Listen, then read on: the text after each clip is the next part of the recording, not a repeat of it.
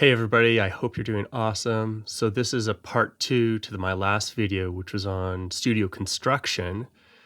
And of course, not long after I made this studio and opened it, about a year after, COVID happened. And so we as artists and producers and composers, we've all had to figure out how to adapt. So one of the ways that I've found has worked is using particular software tools for remote collaboration. The goal is to work remotely, but still have a great experience making a recording, whether it's an album, an EP, or a single. And I found that awesome recordings are possible. It's possible to work totally remotely and have a good experience. So this video, I think, will be interesting to producers and artists and composers. It's kind of the unsexy part of music production, and I'll focus on like the modern remote recording studio, production studio. We'll focus on like the tools I use for communication, logistics, and collaboration. So I hope that sounds interesting, and let me show you some of the software I use. Okay, so the first one here, this is called Filepass. I'll put a link somewhere in the comments. Essentially what this is a way to stream lossless audio and have your clients or collaborators comment on it. It's kind of similar to SoundCloud that way, where you can click at a point in the waveform, and then you can write a note here.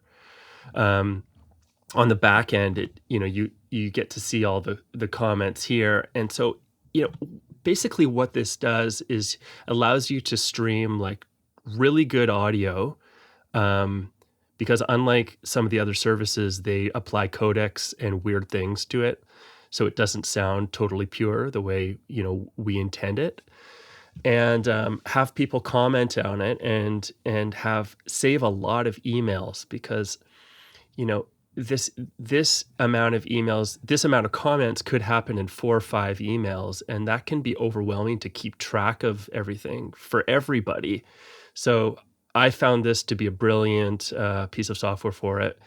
For anybody who's like a mixing or mastering engineer, there is a feature on this where you can allow your clients to stream your mix or master, but not be able to download it until they pay. So that's kind of a cool feature. The second thing I use is that might be familiar to some people, is called Audio Movers. Essentially what this is, it's a plugin that goes on in your DAW, whether it's Logic or Reaper or Pro Tools, whatever, it doesn't matter. And it allows you to stream audio essentially in the same quality that I would hear it here. So you can pick kind of the quality. I generally stream 24-bit, which is like essentially what I'm hearing, and the latency is at 1 second. So unlike Zoom, which does not have great audio, even with some of the updated settings, Audio Movers is like essentially perfect. So on my end, I copy this link, start the transmission, and I would send it to a client, and for them, they hit start listening.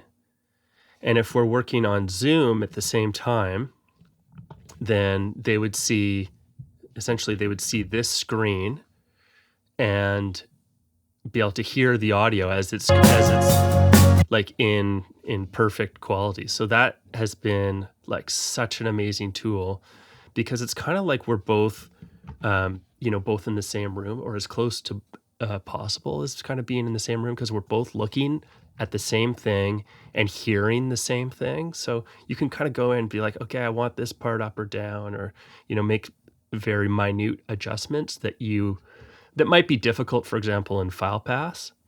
So yeah, Audio Movers, that's been incredibly useful. The last one I'll show you here is this is a project management software called Nifty. There's a bunch of kind of project management software out there, but this one has worked for me. There's these milestones, there's kind of a task list, and then there's a discussion area that's kind of like Slack. You can share documents and files as well. So it's kind of like a hub for all my productions. Um, yeah, and it basically just goes through like, on a production, you're going to have certain milestones. Like you'll have the pre-production, you'll have the actual production, and then post-production, there'll be like mixing and mastering.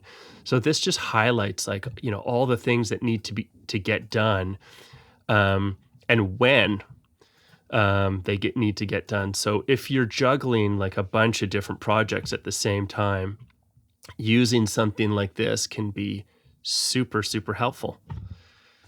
Okay, so that's it for now. I hope this is helpful to you. If you have any questions at all, please feel free to ask. I'm considering doing a clinic or a workshop on setting up a home studio. So if anybody's interested in getting into recording remotely and not sure some of the engineering stuff or some of the gear in setting up their studio, let me know.